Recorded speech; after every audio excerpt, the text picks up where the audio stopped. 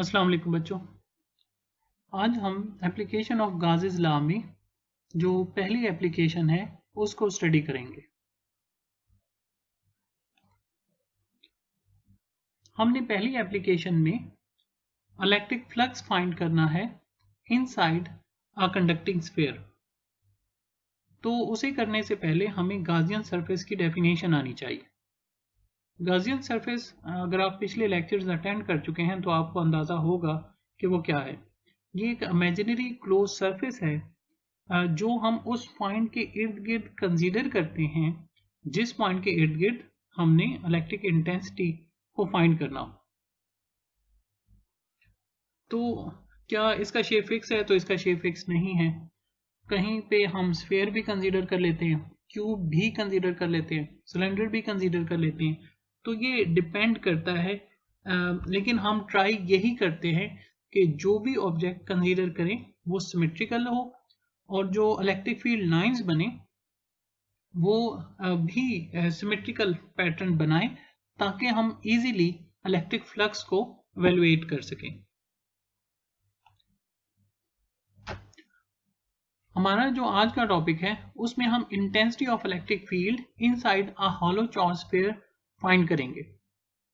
इसको करने से पहले हमें एक इम्पॉर्टेंट रिजल्ट याद रखना चाहिए और वो क्या है कि अगर हम एक आइसोलेटेड कंडक्टर को एक्सेस चार्ज देंगे तो जो अमाउंट ऑफ चार्ज है वो on the surface of conductor move करेगी and none of the excess charge will be found within the body of conductor. कि जो भी चार्ज है वो सरफेस पे होगा ना कि with in the body of conductor. अब हम ऐसा इज्यूम क्यों करते हैं? अब हम ऐसा इज्यूम इसलिए करते हैं क्योंकि ये इलेक्ट्रोस्टैटिक इक्विलिब्रियम के लिए ये कंडीशन ज़रूरी है। अब अगर हम कहते हैं कि electric field inside a charge conductor exist करता है, पहले तो हम देख लेते हैं, फर्ज करें कि हम एक स्फीयर कंसीडर कर लेते हैं।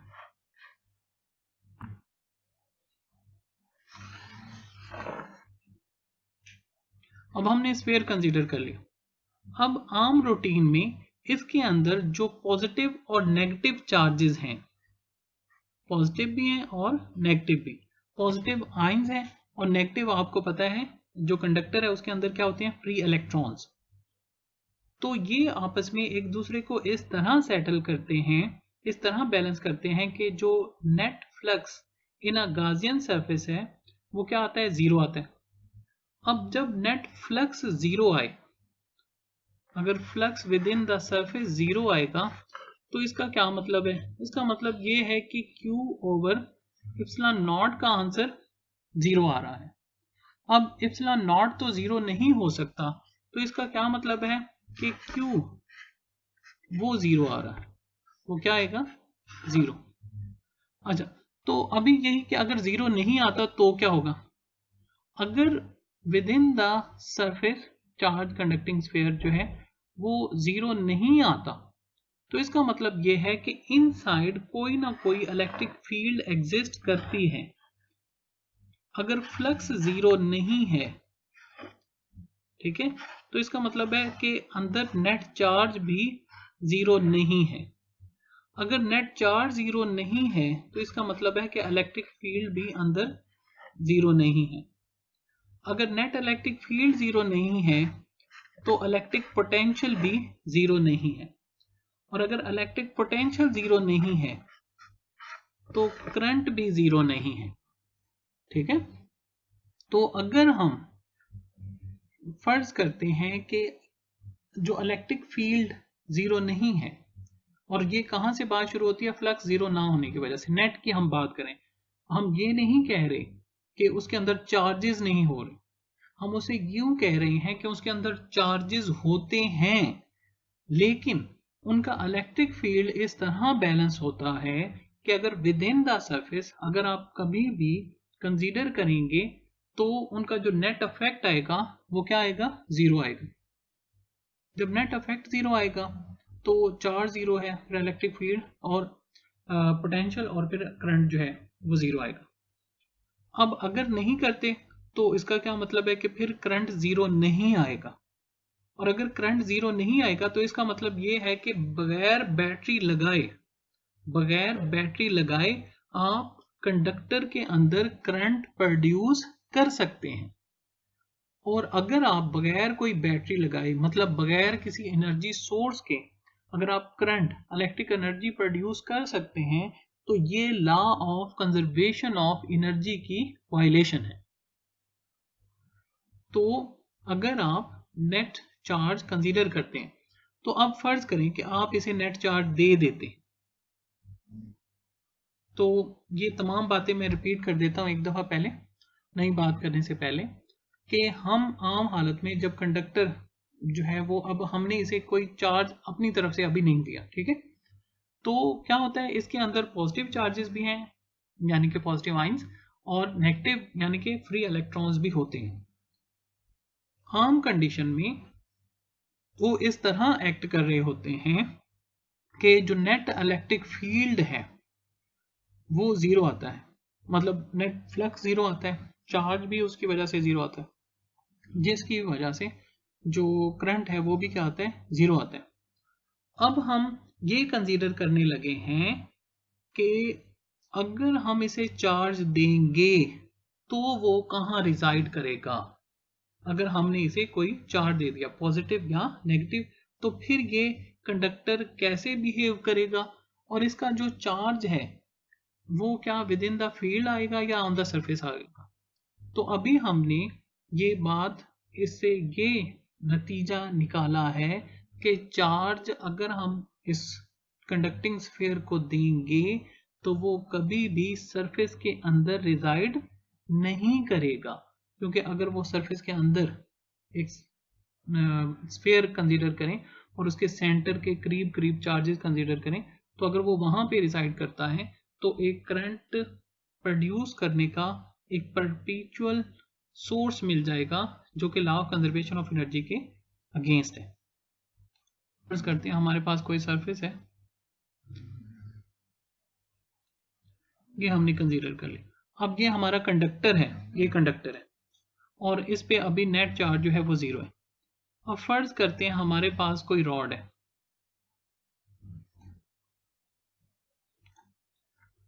जिसके ऊपर पॉजिटिव चार्ज है।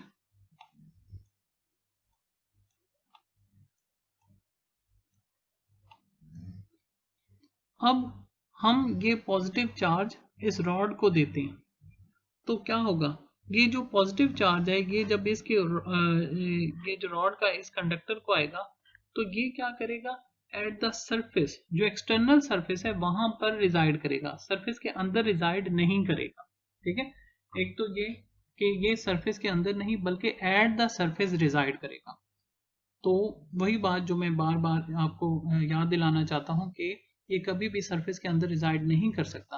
अब ये सरफेस पे रिजाइड करेगा, जब सरफेस पे रिजाइड करेगा तो कैसे करता है, ये इस तरह करता है चाहे वो जो भी शेप हो कि ये एक दूसरे को रिपेल करते हैं। जब ये एक दूसरे को रिपेल करते हैं तो क्या होता है कि ये इस तरह एक दूसरे के डिस्टेंस पर जो है वो एक्ट करते हैं कि मैक्सिमम जहां पर एक दूसरे के साथ जो है वो फोर्स ऑफ रिपल्शन पर हो, मैक्सिमम डिस्टेंस पर हो, जो भी उस ज्योमेट्रिकल शेप पर मैक्सिमम पॉसिबल डिस्टेंस हो सकता है उस पे।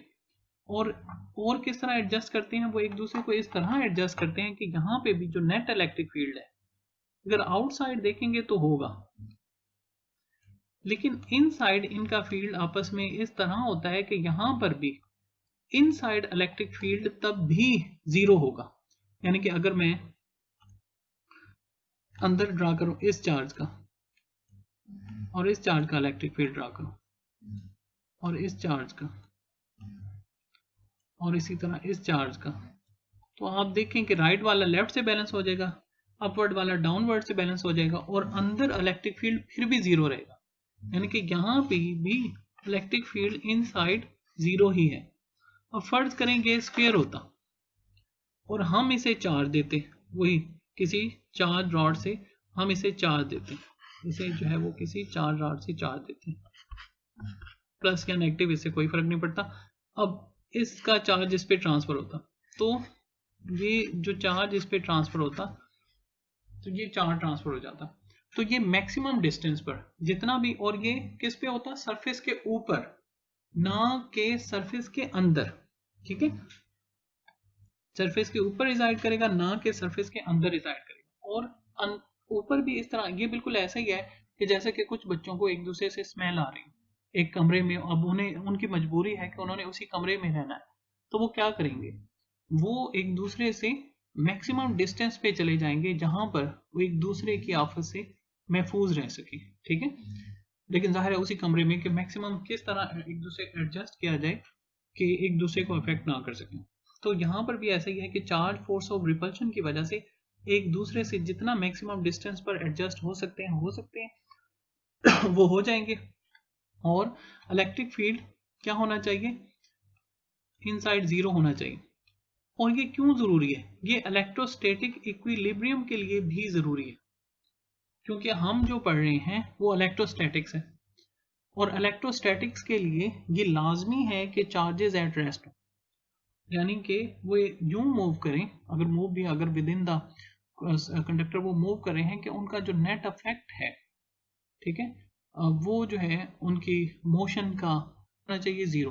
तो तभी हम उसे वो स्टैटिक इक्विलिब्रियम में कह सकेंगे। तो यहाँ पर भी ऐसा ही है कि जो नेट इफेक्ट आएगा वो क्या आना चाहिए, जीरो। और ये कंडीशन भी है स्टैटिक इक्विलिब्रियम की, कि वो एक दूसरे को इस तरह रिपेल करें कि वो मूव ना करें। ठीक है, और मीन के जो नेट इफेक्ट आ जाए और एक दूसरे के एडजस्ट होके तो वो रुक जाए। ठीक है, मेन टॉपिक है ये था बेसिक्स, यानी कि अगर ये हमारी अंडरस्टैंडिंग हो तो हम इजीली कर सकते हैं। जो नेक्स्ट, ये बच्चों आप देख सकते हैं ये बुक के पेज से ही लिया गया।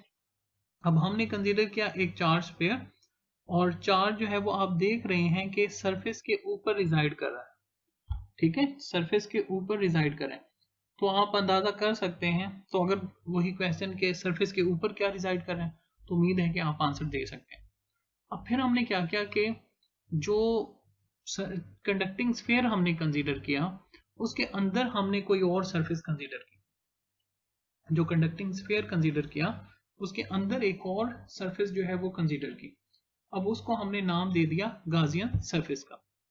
वो जो गाजियन सरफेस है वो इस तरह है कि अगर हमारा कंडक्टिंग स्फीयर का रेडियस r है, तो जो गाजियन सरफेस है उसका रेडियस कंपैरेटिवली कम है, r डैश उसे नाम दिया गया, तो r डैश कंपैरेटिवली कम है r से।